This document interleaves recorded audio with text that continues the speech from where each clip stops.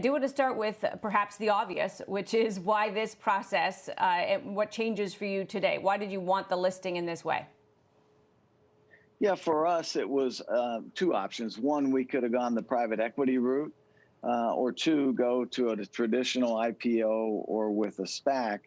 I've known Richard Handler for several years, and when I met Tilman, it was very clear to me that Richard and Tilman, both who have run businesses for many years, understood what Hillman did, understood the moat, understood that nothing happens till you sell something. And when I could see that they got the customer thing and the moat at Hillman, that's when I decided, and working with CCMP, that this was a great opportunity for us.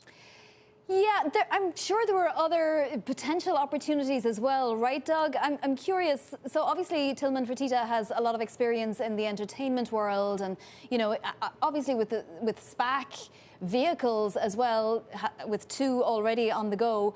But what beyond that made you decide that those were the guys that were ready to help sell fasteners and so on? And beyond that, your two board members, you've got former astronaut Captain Scott Kirby and also Donna Cornell of the University of Houston. Why these particular people?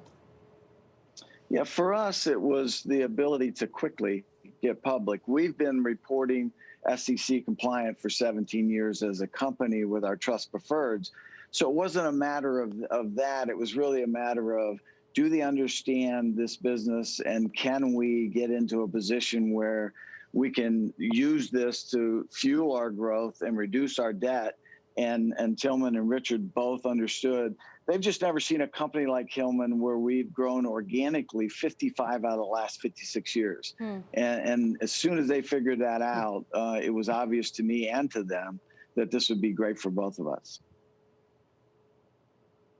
And then just so people understand, I mean, this is obviously a $2.6 billion deal. And as you said, you had options at your disposal, including private equity. What's the value of that capital to you? How will you deploy it? So for us, we have lots of new opportunities in the knife sharpening business. We have 32,500 robotic kiosk machines in retail stores today, and plenty more to deploy. We sell 112,000 items, and we ship to over 40,000 locations. So when you think about the redetermination of the home today, from where people used to eat, sleep, and watch TV, to today, it's entertainment, it's school, it can be work, also fitness. There's a trend out there our customers are very bullish on, and this will help us keep up with that growth. We've always been based on repair and remodel, and we've grown organically for the last 20 years at 6%. So it will help us fuel the growth. It will reduce our existing debt, and it will allow us to spend and invest behind marketing as well as working capital. Yeah, I mean, it sounds like a good opportunity. Given that you'd already worked, for many, many years with private equity groups, so CCMP buying you from another private equity group in 2014.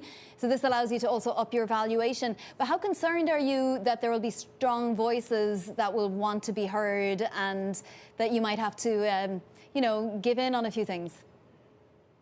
No, I'm not worried about that. I think that, we at Hillman focus on the customer. Tilman and Richard have been very, very consistent. Doug, we want you and your team to run the business and continue to take great care of the customer. So that's what we plan to do.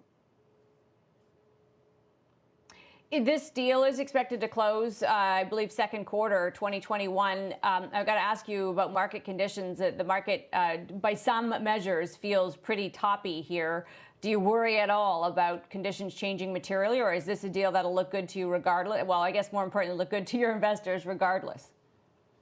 Yeah, I think that's actually one of our advantages, because we've grown organically 55 out of 56 years, and because we have the major customers that you need in this space. We won Vendor of the Year this year, for example, at Depot, at Lowe's, at Tractor Supply, at Do It Best.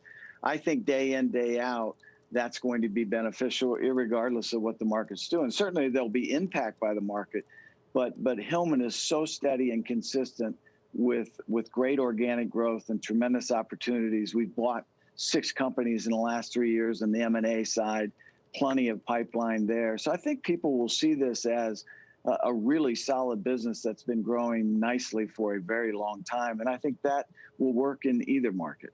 Just very briefly, Doug, we're all talking about vaccines and distribution now.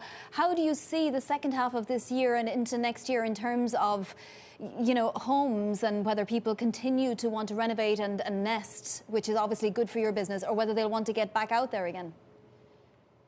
Well, I think everybody would like to get back out there, but I will say that our major customers are saying, do not take your foot off the gas. This is not slowing down. Simple things like lumber supply. There wasn't enough. And you think about all the contractors that are backlogged. Our deck screws, drywall screws, concrete screws, fasteners of all type, picture hanging for repainting, letters, numbers, and signs for your mailbox at the front. They continue to be strong. Mm-hmm. And then we are introducing, for the first time, a robotic knife sharpening machine in January, as well as an RFID fob duplication machine.